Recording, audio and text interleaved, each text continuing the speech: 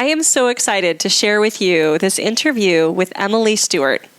Emily Stewart is a graduate from the Kaivalya Yoga Method, and ever since she graduated, she has been making quite a splash around the world.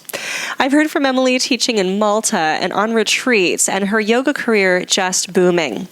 Recently, however, she's made an incredible and important pivot, heading up a union for yoga teachers to help value yoga teachers and create industry standards for their health, well-being, and insurance coverage. We'll talk to Emily about what started this idea and how she's progressing, in fact, quite rapidly, and how this affects you. Welcome to the Modern Mystics Podcast. I'm your host, Alanna Kaivalya, the Yoga Doctor. I'm here to help you realize your potential as a spiritual leader and elevate your work in the realm of yoga, mysticism, and spirituality. This podcast covers all of our favorite topics: yoga, alchemy, astrology, divination, spirituality, psychology, ritual, and mystical practices, both ancient and modern. Get ready to up-level your status as a modern mystic. Hey, Emily. Hello. How are you? Good. How are you doing? I'm doing all right. How are things going? Good. You are looking at my home studio.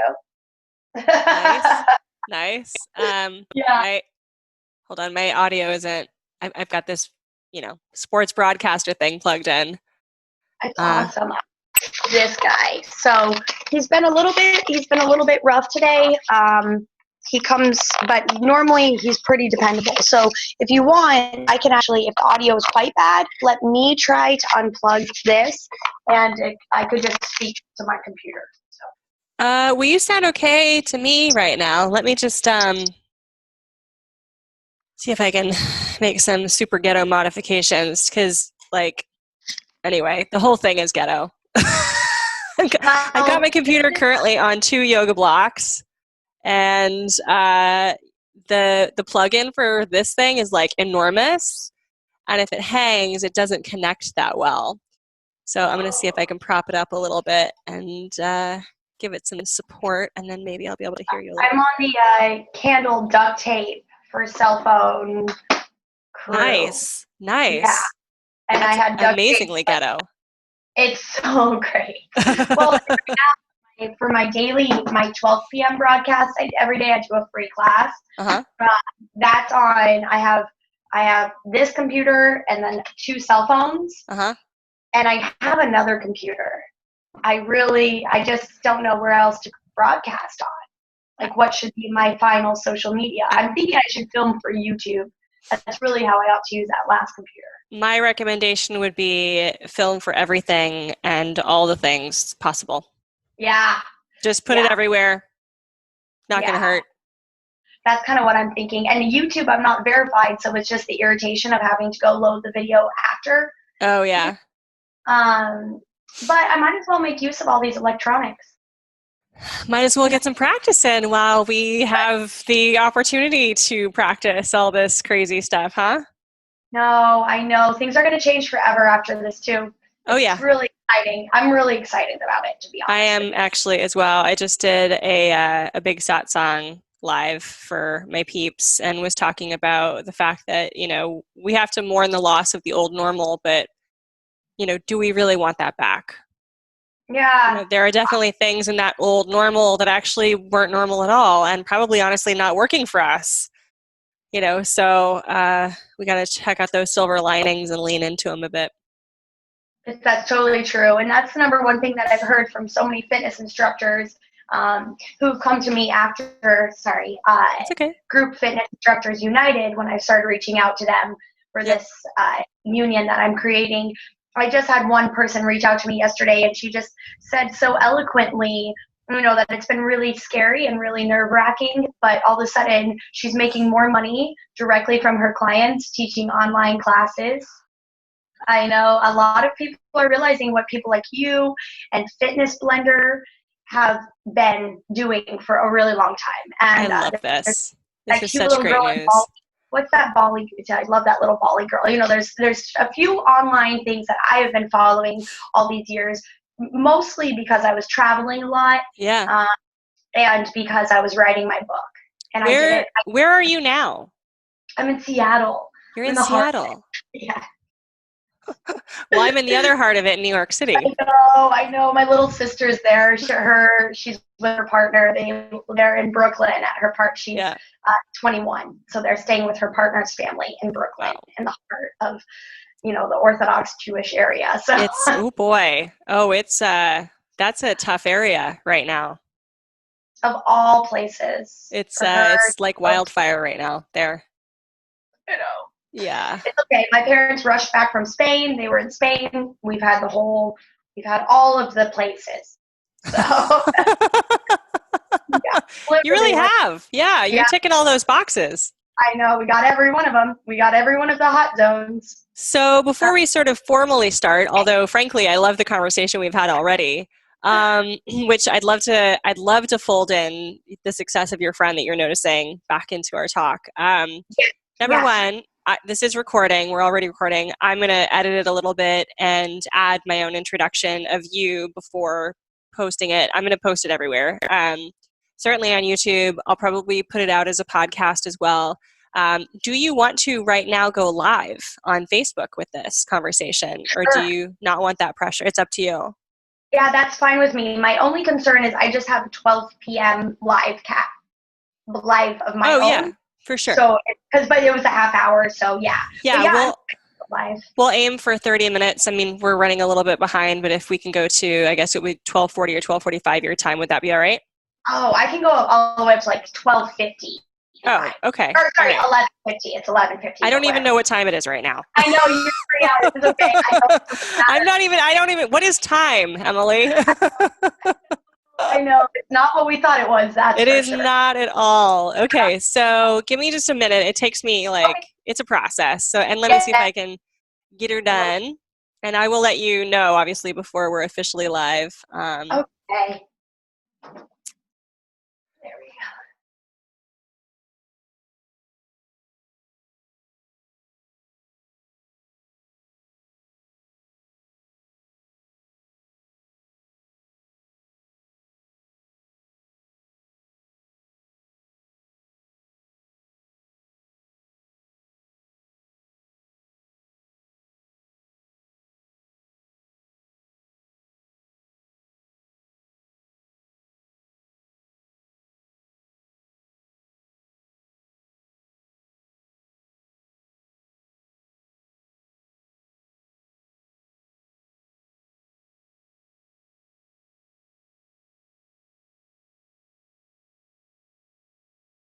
Okay, I think it's ready. Are you ready? Awesome. I'm ready. All right. Oh, I see it. Oh, yeah? Yeah, I can see the live on Facebook. That's nice for the awesome, good. Okay, well, Emily, I am super excited to chat with you today. We have a lot on our plate to talk about. I know that the things that we talk about today are very much on the minds of our fellow yoga teachers, our colleagues, our fellow spiritual leaders at this time. But first, I want to take it back a little bit, if you don't mind, Emily. Who are you? Where did you get your start? How did you come here to be talking with me today on this broadcast? Well, I should start by saying I've been taking your classes since probably, I don't really know when the first date was. Since the dawn of time? I seriously think it was about 2007. I believe it was probably about 2006, 2007 when I took one of your classes in downtown Denver. Oh my gosh. The studio. It might have been Samadhi or that sounds about right.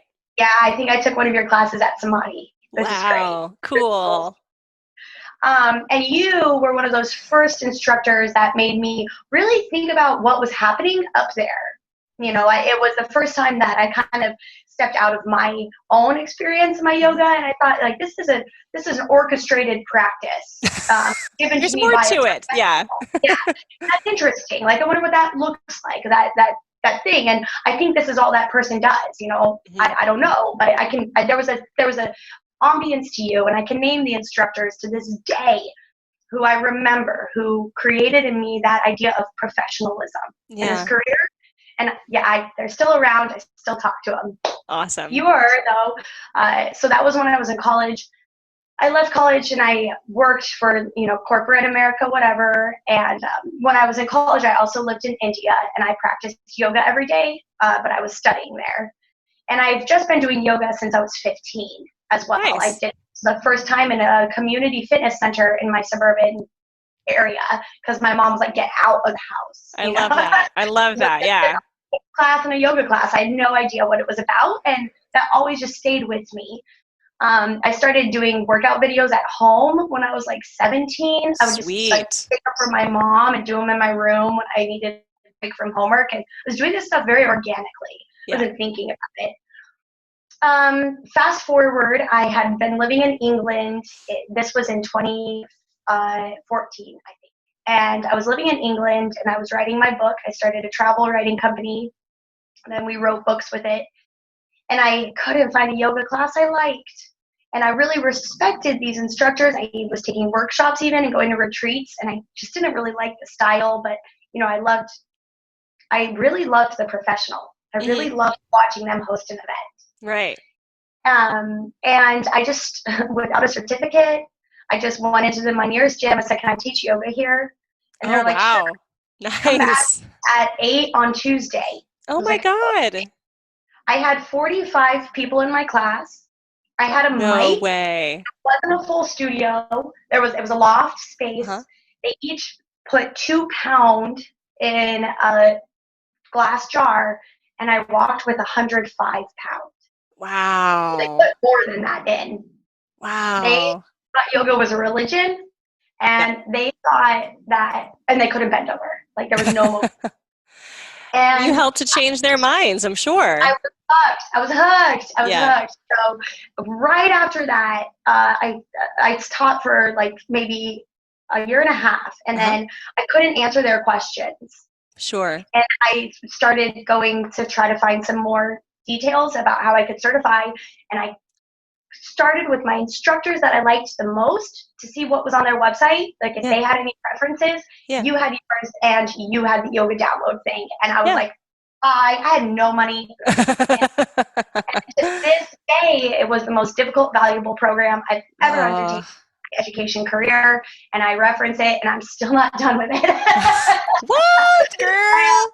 You want me to the video to send you at some point. Oh man, we are going to get on you for that. But it has been such a pleasure to be a part of your journey and to watch you grow. And you've done some extraordinary things in the time that I've known you and that you've been in this program. I mean, you've written for my blog, you've lived in Malta, you've done retreats, you've made quite the career out of being a yoga professional, as you say. And I like that you're framing it as a professional because we are.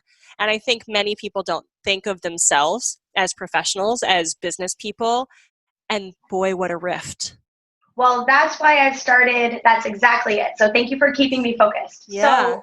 So January this year, New Year's Eve, I bought a van. I'm ready to leave group fitness completely. I'm now teaching, and I went to Malta and then Seattle, and I'm teaching in Seattle full time. That means I'm extreme, but that means sometimes 40 classes a week, 40 classes actually in person. And I had 20 W-2s, 1099s, and self-employed tax stuff. I can show you my tax file. It's great. That is such a shake my head moment. I have been there, and Emily, it's painful to hear you talk about that. We don't realize, we don't realize it because we don't realize we're professionals. We don't realize we're being treated like machines. We don't realize we're underpaid, over hustling. Yeah. I bought a van. I was going to go. I was ready. I have a wonderful husband. And I was like, baby, I'm going to be gone 6 months. I got it. I got to go.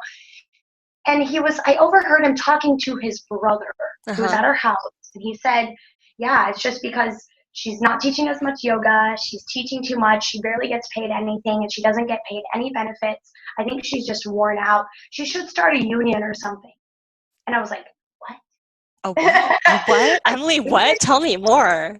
And I just went shriek and just went straight for this. And by February, I was talking to the AFL-CIO. By late February, they had hooked me up with the machinists in Seattle. And now on this day, I'm building up a leadership committee, and we're getting the bylaws for the union. I'm sending out COVID help sheets. We have the website, and we're trying to start a union for group fitness instructors. This is amazing. And we're lobbying for 3 specific things to start with. And from there, we're going to scale it. But it's a union like never before. So I have a million things to say about this. The first one I want to say is a candid and frank congratulations. You know, you started it. You started it. And the second thing, I mean, you know, I want to dig into this more deeply, right? That's why we're here, because I don't know if I started it, Emily, but this has absolutely been on my radar for so long that you know, you were saying that your husband was talking to his brother and how overworked you are. People don't know how hard it is to be a career yoga teacher. I think the luster and the myth of yoga is that we're all just running around blissfully happy and we can't wait to do this and to, quote, serve by teaching. And, you know, money is just secondary, and, oh, maybe we'll meditate enough and the money that we need will come. None of that is true. And people don't recognize the day in, day out struggle, the level of burnout we reach, how hard we push our bodies as yoga teachers, how many miles we put on our car. I mean, when I was living in Colorado, I was teaching all over the Front Range. I put so many miles on my car. I ate at least 2 meals a day in my car, and I still couldn't make my rent every month. I mean, I very much lived, it was such a struggle. I was always paycheck to paycheck. If I wasn't overdrawn, I had so much debt. I had to file for bankruptcy. The first year I lived in New York City, my tax return says I made $12,000 in New York City. And I was working at the largest yoga studio in New York City at the time. I mean, it's astonishing, right? And I think that this is something that we don't talk about very much because there's such a huge stigma around money in our industry. You know, that we shouldn't ask for what we're worth, that we shouldn't make what we're worth, that we're not valuable. These teachings should be free. None of that is true. All of that is BS, meaning belief system. And I've been working really hard to try to, you know, get people through that. And unfortunately, this industry did not evolve to value the individual yoga teacher. It just didn't, you know, and there's nothing, like, we can't go back and change that. But what we can do is change the way we are working as yoga teachers now. And I think that you really have hit at the heart of that at a way that we can not only band together and support each other, but that we can actually create the kind of financial well-being that we deserve for the valuable work that we do. Mm-hmm. So tell me what you said you're lobbying for 3 things. What are these 3 things? Yeah, so everything you just said is exactly what we've been going through. And I want to point out that you are a professional and we're full-time. The other, I call her my third eye chakra, the woman who was helping me start Group Fitness Instructors United, Rachel, she said she would just love to hear what you're saying because she very much feels like, you know, people believe we're excited to get paid to work out, you know. And she had to file for bankruptcy. She had all of that too. Anyway, it wasn't exactly that, but anyway, so those pain points are spot on. Yeah. And we're looking at anyone who teaches group fitness, whether or not they're full-time. So not even just yoga, anybody who teaches any kind of group fitness. Any group fitness. Wow, that's major. Yeah. And now, let me ask you a question. Yeah. Mm-hmm. Do you think that there are different needs for yoga instructors specifically around this? Or do you think it is a pretty universal issue across group fitness that a union is needed to help us get the value that we deserve? I definitely think people assume there's a lot more emotion put into yoga than other things, but I would argue that's relative to the individual. Sure. And how they're, you know, Rachel and I were joking about someone the other day. We were joking that a ballet class was this person's Nia. You know, and it was like, Nia are opposite. To her nervous system, those serve the same purposes. You know, so. And for the planning, we're advocating that each class is 3 hours long of planning. Yes. And I tend to find that that's true across my board. Yeah, and, between planning, commute, show up early, get your students' questions answered, stay late, answer their questions, of course. Right. And there'll be no more cleaning up the studio. Oh, no. Sorry. There'll be no more cleaning of the studio as part of my thing. I was looking back at Malta. I got paid €5 extra to clean the studio. At least and that. Thank you. At least they paid you for your working time. I mean, at least that. Because there's a studio here that pays you $35 a class and expects you to stay, clean, membership sale, 30 minutes before, 30 minutes after. Absolutely. We could get into this, but because right now I know that there's, yoga instructors at Core Power there in New York who pulled out a lawsuit. Yeah. There's also Yoga Works in New York who are working with machinists to try to unionize Yoga Works. I want to look to the future, and I want to say this all happened, but it's not because of bad individuals, bad Group X coordinators, or bad gyms. This is systemic. Yeah, it is. And as you said, the industry has been allowed to grow without focusing on humans because it was considered a hobby. However, so is basketball. Oh, girl, this ain't a hobby.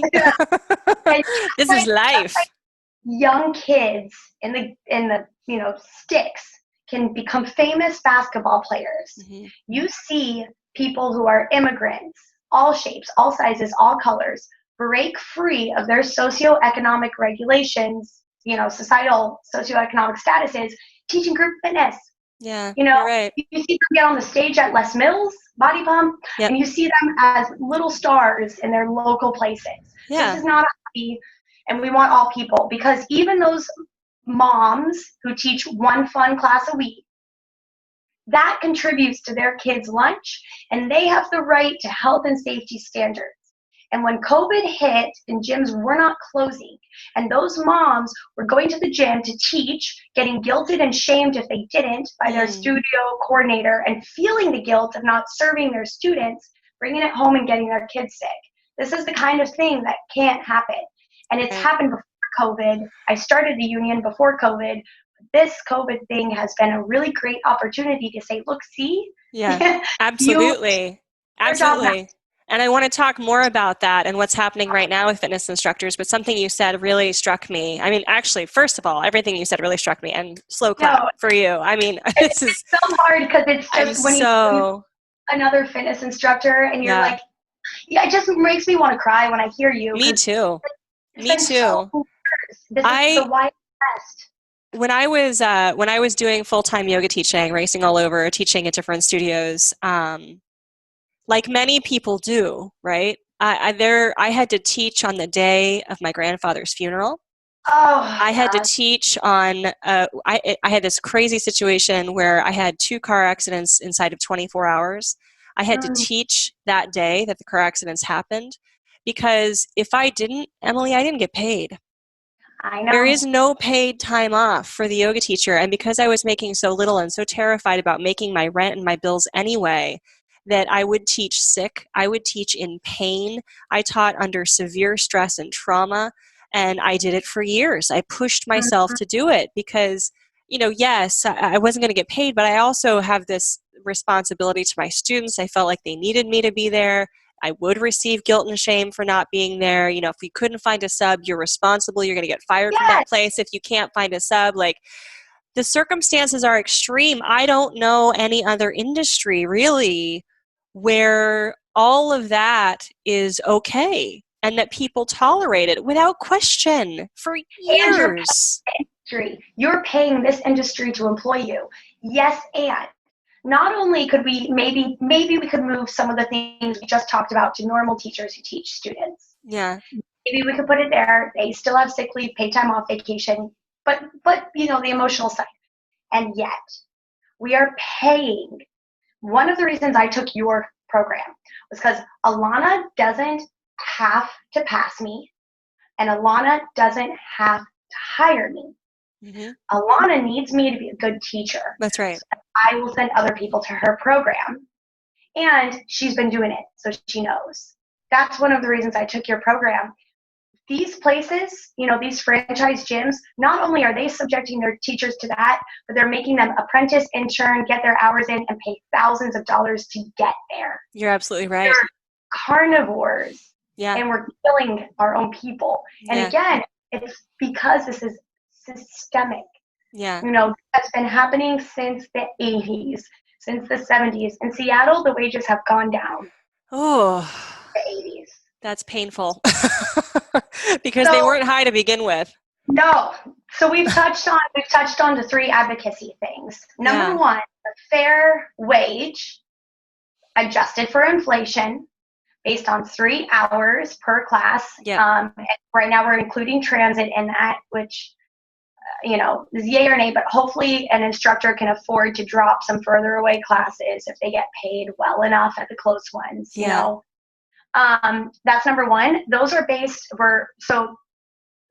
let me backtrack really fast. The big issue is how this is actually going to go down, because as you know, unions are typically for one employer, for those people that go to that employer and they're geographically oriented. Mm-hmm. The other thing is like Uber union just got created, but all those people contract with Uber. Right. So it's still the same, even though they're contractors. We're not gig. We're everything. Yeah. We are W-2. We're gig. We're cash payments. We're all of it. We'll take money any way we can. anyway. And a lot of us have other jobs too. Yeah. Right. So we're not gig. We're more. We're modern. That's what I always joke. We're the most modern union. So anyway, 3 hours worth of time. And why I mentioned other unions is that we're trying to figure out how to find like a contract size. So if we're looking at, most gyms probably change their schedule twice or quarterly, right? Yeah, a lot of gyms change based on the season. Yeah. So one pain point that we've been having is that a Group X coordinator will just drop a class on a whim or pick up a class on a whim, often subjectively, decide to raise on a whim, drop, whatever. Right. So we want to create a standard for a minimum wage that's adjusted annually for inflation, and that ensures that wage is going to be paid at whatever gym they go for whatever time the contract is. So it looks a little bit like ballerinas and AGMA, where they have their show or their year, they're going to get paid the set wage. After that, everyone has the right to re-examine. Oh, wow. Something like that. Boy, that would be a cool shift. Yeah. And then special populations, if you're working with people who have a special need, you'll get paid more for that. Yep. And then the other reason for pay, I know all of you group fitness instructors are asking, is what if I have additional certificates? Great. Here's the thing. We need to look at certificates as a whole. So our next thing that we're going to do here in Washington State is create a statewide certificate for all group fitness instructors. I love if someone has a seizure in your class, what do you do? If someone has a herniated disc, like everybody, what do you do? This is so important, Emily. This is so important. And I know that many teachers and many studio owners resist the idea of regulation. I know they do, and I know all the reasons that they resist it. However, it keeps people safe. And I think about the massage industry that went through this same sort of growing pain, that really anybody could have been a massage therapist at one point in time. But you're placing your hands on a person's naked body and moving them therapeutically. There is a lot of room for slip-ups and a lot of room for injury. You can't do that. You have to have some sort of way to make sure that everyone who is a massage therapist has passed some kind of test and is held accountable for their actions. We don't have that in yoga. Anybody can be a yoga teacher. There is no basic requirement really for yoga training. I mean, Yoga Alliance only has standards. There's no requirement. There's no oversight. Yoga Alliance. Everyone's like, is it Yoga Alliance? I'm like, I'm not Yoga Alliance certified. No. That's shit. I'm a lot of hate. But yeah, I'm so glad you held out. I think you might be Yoga Alliance now, but you held out for a while and I was down. Anyways, keep going. So it's really important, not only for the safety of our instructors, but for the safety of our students, to have some sort of overall agreed upon regulation or standard, not just that we agree on, but that we uphold, and that if someone violates that in some way, that they are held accountable for it. Therapists have this, teachers have this, doctors have this, lawyers have this. This is a very common thing across many different industries. And given the fact that we often move people's bodies in extraordinary ways, sometimes we place our hands on them, and sometimes we also give them spiritual or emotional counseling, we need to be held accountable for that. We need to take responsibility, and this is the way to do it. I really am thrilled to hear you say this. Thank you. I'm like, I'm sorry, like goosebumps. Like, stop giving me goosebumps. Stop giving me goosebumps. I'm just like all over. So also in that certificate, so I know you, like me, like everyone else. Another thing was your program was affordable, and because I did your program, I could work through it. So I would learn your lesson and I'd go teach. That's right. And I know that most teachers don't go that way, but that's BS. Like, intern programs, apprentice programs, you learn as you go. And as a therapist and mental health counselor, you do the same thing. Yeah. So our certificate program, that'll be like the basics. Like, this isn't even necessarily, we'll cover everything like public speaking, so to speak, to seizures. But the other thing is it will be paid for by the union or on a state scholarship program, because we need it. And as we've all seen from COVID, gyms are really important. People are trying to work out more than ever. And then if people want to certify in something niche, bar, vinyasa, we don't know what Les Mills is going to look like, but strength and conditioning, something like that, then there'll be 3 options for them. They can go pay to certify on their own before they have a gym to teach at, and that certificate will be limited in cost and duration. And if they want to go on to the whole, you need to work for a certain number of hours thing to practice, that will be paid. Oh, wow. So the whole system itself is going to have very clear regulations to them. Awesome. The second thing is, so you could go pay on your own, and it will be affordable. If a gym says, I want you to teach bar, then the gym can pay for your bar certificate, which will still be affordable, because we don't want to hurt, especially these mom and pop gyms. Yeah. Or your union. You can pay for it through your union. We will actively be hosting new certificate programs. Well, I think the challenge that you run into there, specifically with the yoga industry, which is obviously what I'm most familiar with, is that many yoga studios survive by nature of their teacher training program. Yeah, and that's a flawed effing model. But it's the model. You take away their teacher training program or that revenue, and it's very likely that studio doesn't make enough other revenue just via classes. So that's definitely going to be a challenge.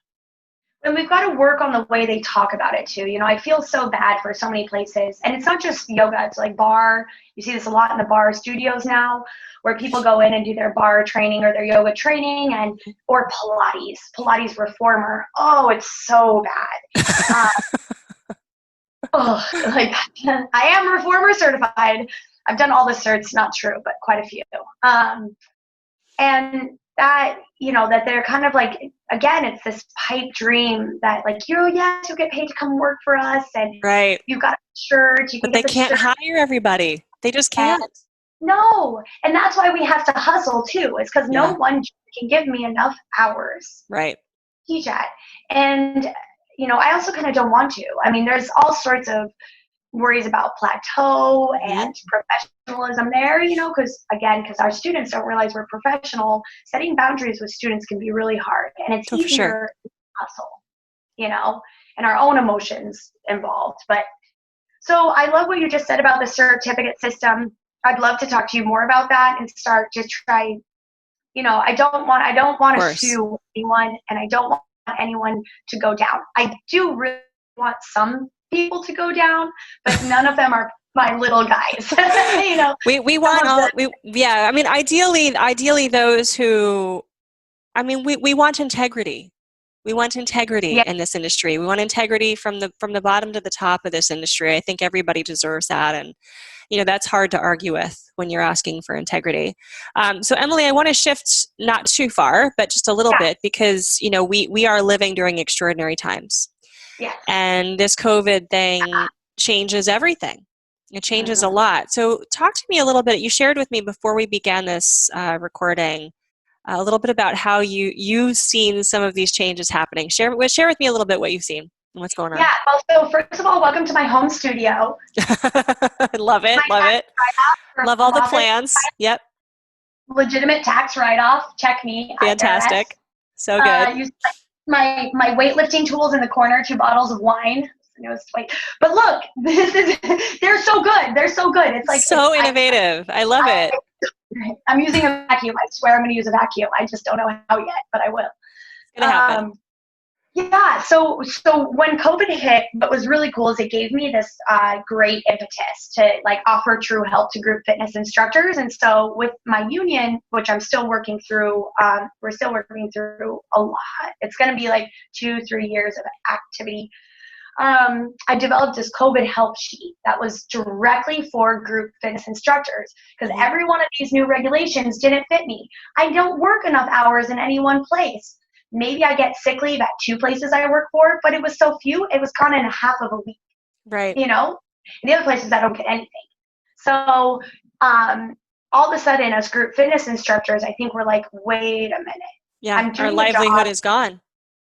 Wait a minute. And not even that, like, you know, our goldfish, like the ability to give my kids goldfish is gone. Like the crackers, you know, that's how I equated it. One woman's income. I was like, well, that's those huge Costco goldfish crackers. And she was like, oh yeah, you know. But my point is, we earned the gym money. We need benefits. Period. Anyway, so I developed this COVID help sheet and I sent it out to 600 group fitness instructors who I personally have touched somehow with one of my gyms I teach at or whatever. And they started writing me back. And they've been saying, at first I was so freaked out. And they've been saying crazy things to me that I experienced. My left obturatus internus, I think is the word. It's the tiny little stabilizer muscle. And my root chakra was like freaked out, you know. I'm still injured from that. That happened the day COVID restrictions went down. Had a lot of group fitness instructors tell me, my left this, my left that. It's like, I mean, as a yoga teacher, we're not surprised. These are the somatic symptoms of psychological distress.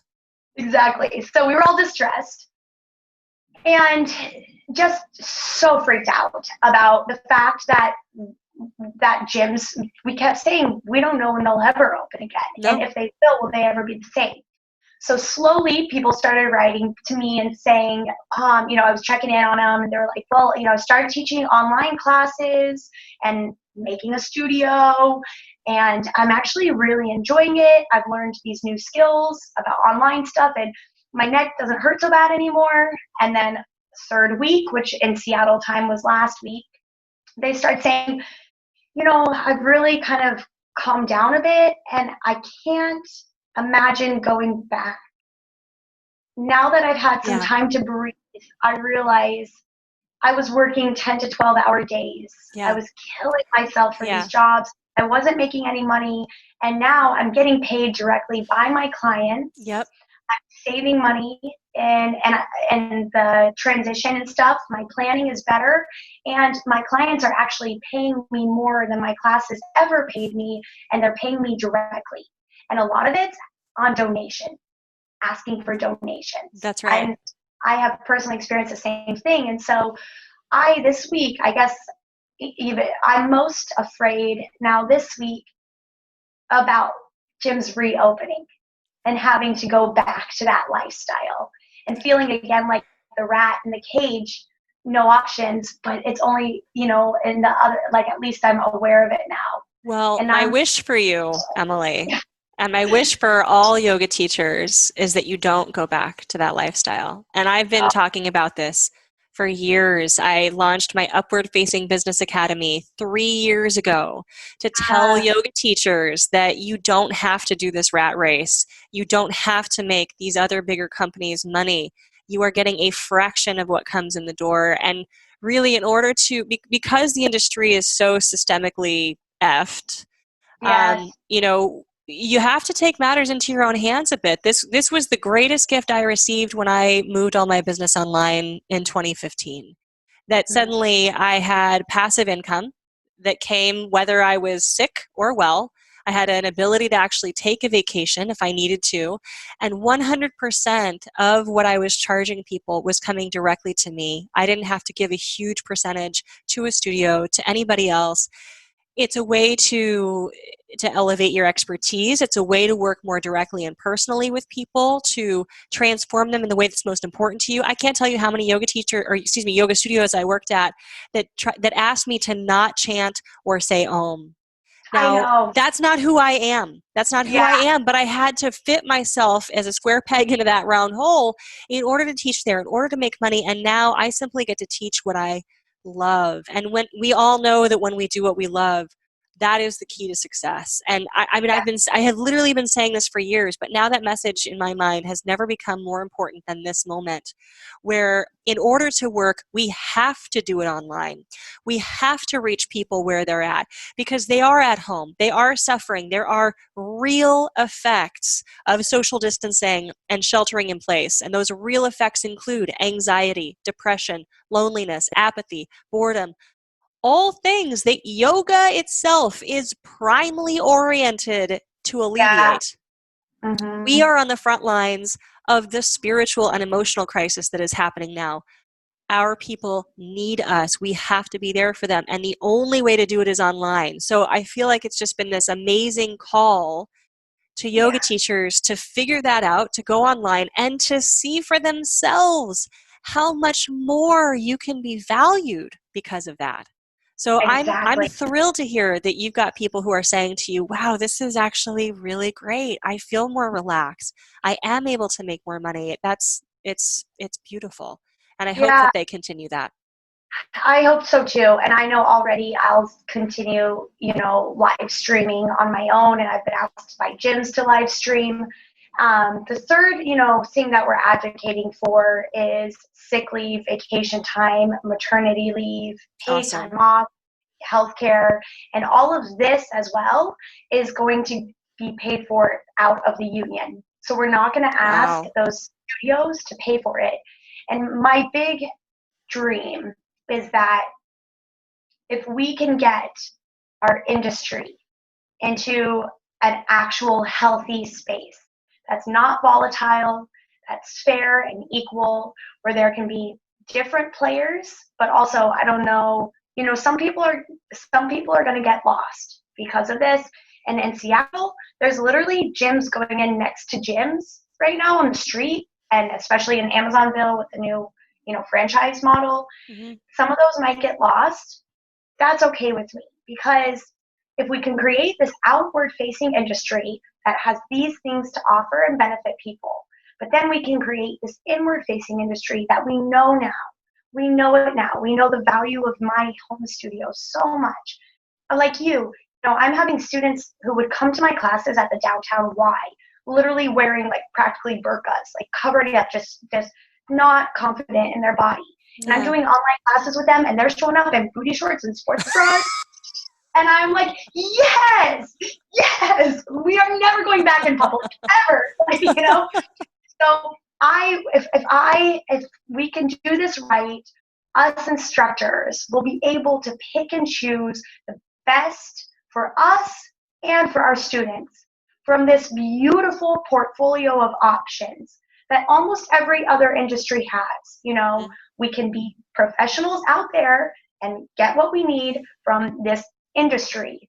And then we can be professionals in here and give and get what we need from our own cottage industry. That's the modern economy. Wow, that's great. Have to support that. Your vision and your inspiration, your vision and your passion are truly inspirational. I hope that, oh girl, I hope it does too. And, I've been a big fan of yours for many years as well. And I can't wait to see how you develop this. I'm on board to help you in any way I can. And I hope that whoever listens to this broadcast recognizes what a need you are serving and understands how beneficial this will be for all involved. So thank you for your hard work, Emily. It's really important what you're doing, and I honor you for it. Well, thank you so much. Oh, I want to cry. Thank you so much for starting me on my journey and for giving me what I need to know to be an amazing instructor. I really get told all the time that my best classes that I teach are yoga classes. And they're not Alanna's classes, they're Emily's classes. Awesome. But if I hadn't learned from you what I needed to learn, it never would have, and we're going to base our model on what I did with you. For sure. Wonderful. I love that, Emily. Thank you so much for this chat today. Keep it up, and I'd love to hear more about how this goes. So we'll make sure we keep you in the loop on the torchbearer scene. All right, girl? Okay. Thank you. Namaste. Namaste to you. Bye.